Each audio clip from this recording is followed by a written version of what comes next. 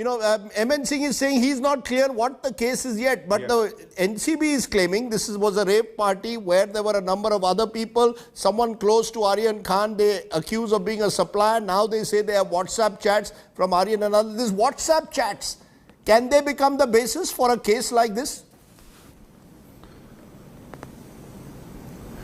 Rajiv, let me first come in saying that the very foundation of the case of NCB is questionable of a rave party being conducted there. The thing is that there were approximately 1,800 people who are on the vessel, on the cruise. All those 1,800 people have been allowed to go. So we take it that neither of them were consumers, neither of them were found in possession.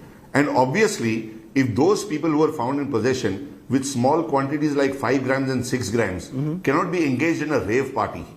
So the very case of NCB that this was a rave party with trance music that we were going there to bust is itself under a cloud of doubt.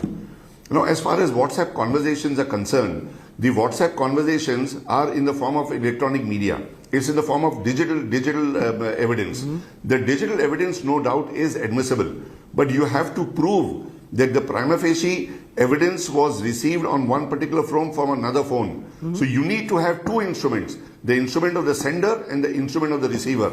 If you have just one of the phones, you just cannot claim that you have been able to bring in that much amount of electronic evidence which is capable of being converted into legally admissible evidence. One final this point. This rave party is only right. Go ahead. It was absolutely uncalled for. There was no question of a rave party. Otherwise, you would have searched 1,800 people. They don't claim they've searched 1,800 people. It is not their case that the 1,800 people were searched and allowed to go. You allowed the boat to sail off after you got these 8 to 10 people. And these 8 to 10 people are not capable of pushing off a rave party on the vessel. Lots of troubling questions are being raised. So, B.V. Kumar, I want to come to you at the very end to ask this question. There's the role of the NCB, which in these high-profile cases is now coming under the scanner. Surely the NCB was not meant to look at whether someone has 5 grams, 6 grams. They were supposed to crack large international drug networks. But these become high-profile cases that hit the front page. The role, the behavior of NCB officials is also coming under the scanner. Also the judges and the way they look at these cases. Your view as someone who in a way initiated the NCB, is the NCB lost its way somewhere? 2-3 points if you give me about 30 seconds. Number one, the evidence of in the WhatsApp is subject to the conditions mentioned in section 65A and 65B of the Indian Evidence Act, where certain safeguards have been given on electronic evidence. Unless that is fulfilled, those evidence will not have value. The other thing is statements recorded by the NCB itself, whether it's valid in evidence or not, is before the larger bench of the Supreme Court. In an earlier program conducted by you, I've clearly mentioned what were the loopholes in the whole investigation at the ship and on the way and other things. So I'm not repeating that. But here the larger question that is involved in this particular case, we are becoming slowly and steadily a nation of drug addicts.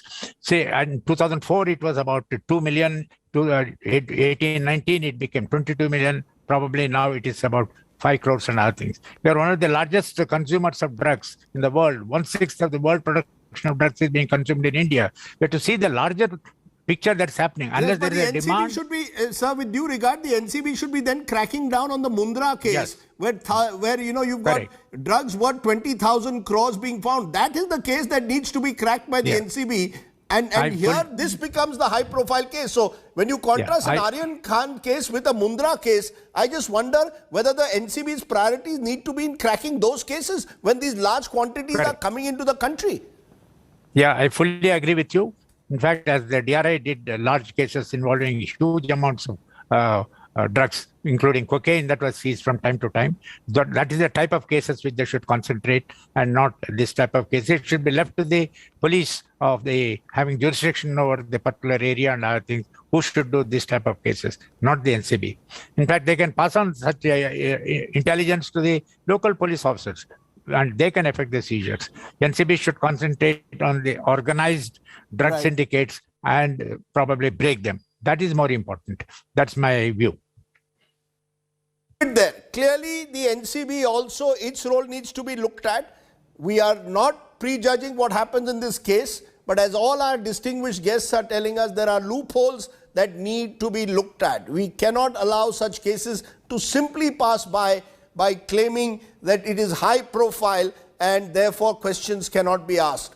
Questions in the Mundra case need to be asked. Questions in Shah Rukh Khan's son need to be asked. But the NCB's role needs to be that of an impartial investigator carrying out big ticket investigations and carrying them out in a transparent and fair manner. Thank you all very much for joining me here.